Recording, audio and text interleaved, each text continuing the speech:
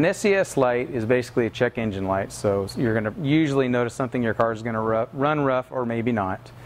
We are so confident here at Performance Motor Works with our technicians' ability and our factory diagnostic equipment, we will diagnose any running problem for 125, no matter how long it takes.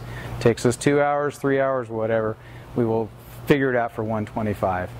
And don't forget to check out our informational videos.